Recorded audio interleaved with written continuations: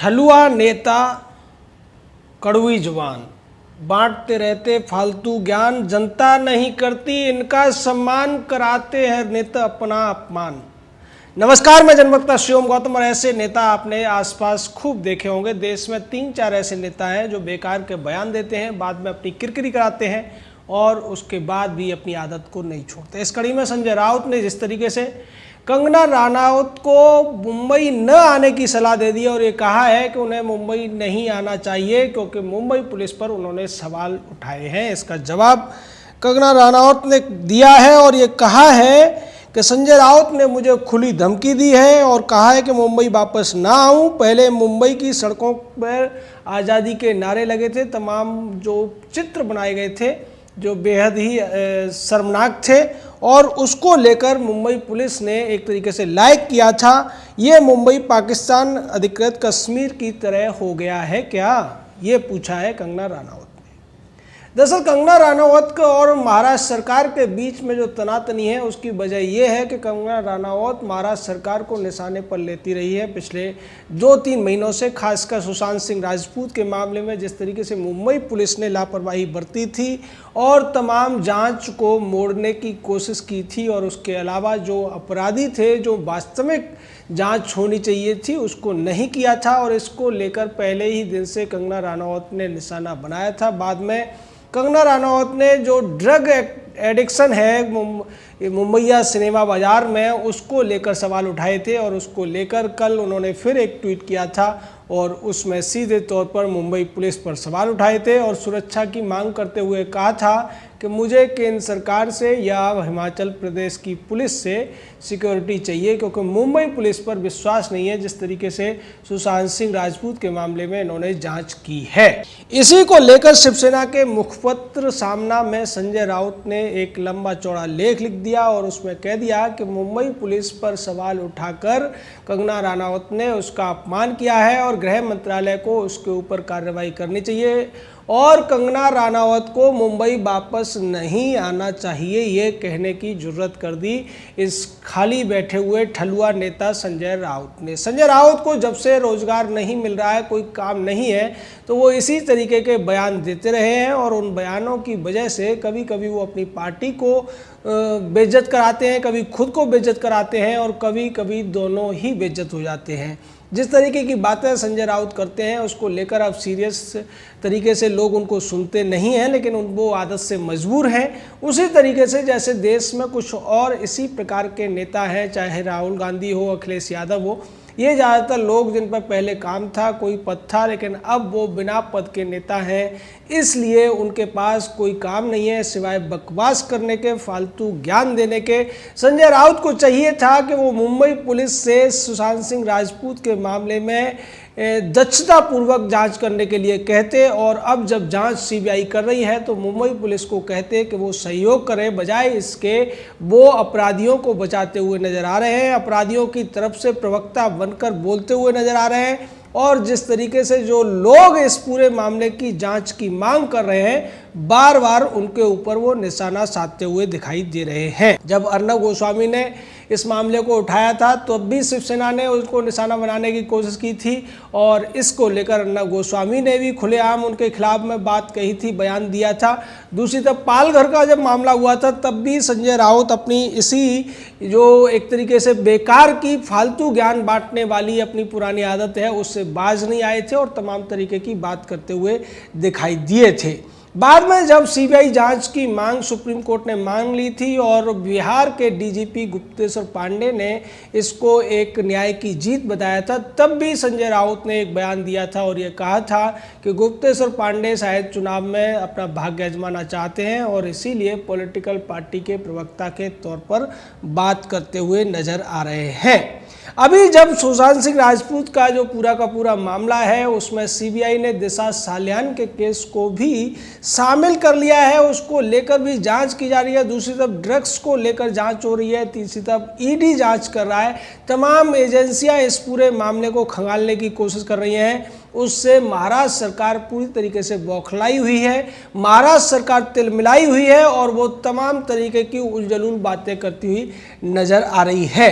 ऐसी ही बातें संजय राउत ने तब भी करने की कोशिश की जब संदीप सिंह के नाम पर सवाल उठने लगे। तब संजय राउत की तरफ से, शिवसेना की तरफ से ये कहा जाने लगा कि संदीप सिंह ने प्रधानमंत्री नरेंद्र मोदी के ऊपर एक बायोपिक बनाया था, इसलिए भाजपा और संदीप सिंह के संबंधों की भी जांच होनी चाहिए। दूसरी तरफ संजय राउत रिया चक्रवर्ती और उसके परिवार को पूरी तरीके से क्लीन चिट देते हुए नजर आए और बाद में जब रिया चक्रवर्ती के खिलाफ सीबीआई की जांच शुरू हो गई तो रिया चक्रवर्ती को मुंबई पुलिस की सुरक्षा मुहैया कराने वालों में भी सबसे बड़ा हाथ संजय राउत का ही दिखाई देता है। तो ये जो दोगलेपन की राजनीति है, ये राजनीति में अक्सर वो लोग किया करते हैं जिनको कोई पद नहीं मिल पाता है और पद न मिलने की खींच को मिटाने के लिए वो इस तरीके के उलझुल बयान देते हैं, उलझुल सवाल उठाते हैं और उलझुल तरीके से दूसरे लोगों को बदनाम करने की, अपमानित करने की कोशिश करते हैं। संजय राउत का जो रोल इस पूरे के पूरे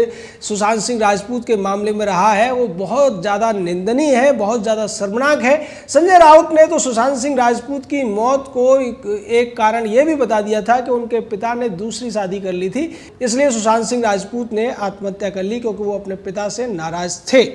वहीं दूसरी तरफ संजय राउत इसी मामले में जब सीबीआई की जांच की मांग बार बार कही जाने लगी तब बार बार ये कहते हुए नजर आ रहे थे कि मुंबई पुलिस इस पूरे के पूरे मामले में जांच करने में बेहद सक्षम है और मुंबई पुलिस की सक्षमता के ऊपर सवाल उठाकर लोग महाराष्ट्र पुलिस और मुंबई पुलिस का अपमान कर रहे हैं और ये संघवाद का भी अपमान है जो भारतीय संविधान में स्पष्ट तौर पर, विस्तृत तौर पर व्याख्यायित है। इस तरीके की बातें करके संजय राउत कई बार प्रधानमंत्री तक को निशाना बना चुके हैं, लेकिन जब जब इनका सामना जो सामान्य लोगों से होता है, जनता के लोगों से होता है तो बार बार इनको करारा जवाब मिलता है और उसी कड़ी में कंगना रनौत ने सीधा जवाब दिया है और ये कहा है कि खुली धमकी देकर आप क्या मुंबई को पीओके यानी कि पाक ऑक्यूपाइड कश्मीर बनाना चाहते हैं। उस तरीके की बातें करके निश्चित तौर पर भारत के हर शहर में भारतीय संविधान के अनुसार हर नागरिक को अधिकार है कि वो अपना कारोबार कर सके, वो अपना व्यवसाय कर सके, वहाँ पर रह सके, आवागमन कर सके, लेकिन अगर किसी व्यक्ति को ऐसा करने से रोका जाता है चाहे प्रत्यक्ष या परोक्ष रूप से, तब निश्चित तौर पर यह भारतीय संविधान का भी अपमान है जो करते हुए संजय राउत यहाँ पर स्पष्ट तौर पर दिखाई देते हैं। अब जबकि महाराष्ट्र पुलिस पूरी तरह से एक्सपोज हो गई है, मुंबई पुलिस एक्सपोज हो गई है, महाराष्ट्र सरकार भी एक्सपोज हो गई है क्योंकि महाराष्ट्र सरकार पहले दिन से ही इस पूरे मामले को आत्महत्या का मामला करके दबा रही थी और बाद में जब सीबीआई की जांच सामने आने के लिए, सीबीआई से जांच कराने के लिए सुशांत सिंह राजपूत के परिवार के लोगों ने मांग उठाई, उसका भी विरोध इन्होंने किया था और उल्टे परिवार पर आरोप लगा दिए थे। अब एक और नई खबर निकल कर आ रही है कि सुशांत सिंह राजपूत के परिवार ने जो बयान मुंबई पुलिस के सामने दिए थे उन बयानों को मराठी में दर्ज किया गया था और उनसे हस्ताक्षर करा लिए गए थे। मराठी में दर्ज करने के पीछे कारण एक ये भी था कि उन्होंने जो जो बोला था उसके अलावा बहुत सारी चीज़ें महाराष्ट्र की पुलिस ने, मुंबई पुलिस ने उन बयानों में जोड़ दी थी जिसको आधार बनाकर रिया चक्रवर्ती के तथाकथित वकील, तथाकथित मैं इसलिए कह रहा हूं कि रिया चक्रवर्ती की औकात नहीं है सतीश मानसिंदे को खरीदने की, सतीश मानसिंदे की सेवाएं लेने की। सतीश मानसिंदे नाम का जो वकील है, मुंबई का सबसे महंगा वकील कहा जाता है और उस वकील की सेवाएं रिया चक्रवर्ती को जितनी ज़्यादा मिल रही है, जिस तरीके से मिल रही है, उससे ऐसा लगता है कि महाराष्ट्र सरकार ने, संजय राउत की पार्टी ने इसको बहुत बड़ा पैसा दे रखा है। और सतीश मानसिंदे ने एक धमकी दी थी सुशांत सिंह राजपूत के परिवार को कि या तो वो माफ़ी मांगे या नहीं तो हम उनके खिलाफ कानूनी कार्रवाई करेंगे, क्योंकि उन्होंने जो मुंबई पुलिस को बयान दिए थे, सीबीआई को जो बयान दिए थे, उसमें ये नहीं बताया था कि सुशांत सिंह राजपूत को डिप्रेशन था और वो डिप्रेशन की बीमारी की दवा ले रहे थे। इस तरीके की बातें जब की गई तब विकास सिंह जो कि सुशांत सिंह राजपूत के परिवार के वकील हैं, उन्होंने स्पष्ट तौर पर कहा था कि हमने हर जगह यही कहा है कि वो डिप्रेशन से ग्रसित थे 1 साल से और जो आरोप लगाए जा रहे हैं परिवार के ऊपर वो गलत है। और इसके साथ ही साथ उन्होंने ये भी कह दिया था कि जो चैनल हमारे खिलाफ झूठी बातें फैला रहे हैं या तो वो सुधर जाएं, अन्यथा हम उनके ऊपर क्रिमिनल केस करने वाले हैं। तो सुशांत सिंह राजपूत के पूरे परिवार को, उनकी बहनों को बदनाम करने की जो साजिश चल रही थी बॉलीवुड के अंदर, उसमें पूरी तरीके से संजय राउत भी साथ दे रहे थे, संजय राउत उसको बढ़ावा दे रहे थे। और अब जिस तरीके से कंगना रनौत और अर्नब गोस्वामी को संजय राउत निशाना बनाते हुए दिखाई दे रहे हैं, उससे ऐसा लगता है कि संजय राउत को ऐसा लग रहा है कि सुशांत सिंह राजपूत के मामले में सीबीआई और ईडी और एनबीसी की जो जांच चल रही है उसके पीछे कहीं ना कहीं कंगना रनौत, अर्नब गोस्वामी जैसे लोगों की कैंपेन है। अगर इन लोगों ने ज़्यादा शोर शराबा न मचाया होता, हो हल्ला न मचाया होता, तो ये मामला कब का दब गया होता। लेकिन अब चूंकि कंगना रनौत ने ड्रग्स का एंगल भी इसमें बोला था और उन्होंने एक और ट्वीट किया, उसमें यह कहा कि रणवीर सिंह, रणवीर कपूर और विक्की कौशल अपना टेस्ट कराएं, जिससे युवाओं में उनके प्रति जो सम्मान है वो और ज़्यादा बढ़ जाएगा। उनके ऊपर आरोप लग रहे हैं कि वो कोकीन का नशा करते हैं। तो ऐसी बात करके कंगना रनौत बॉलीवुड और राजनीति के साथ साथ ड्रग्स का जो एक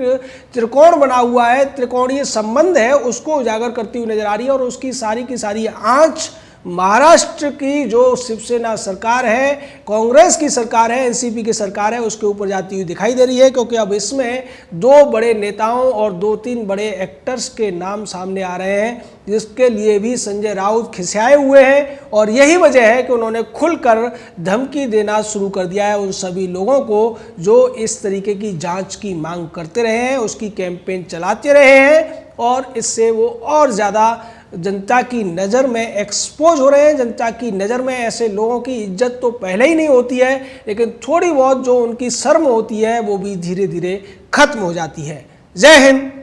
जय भारत।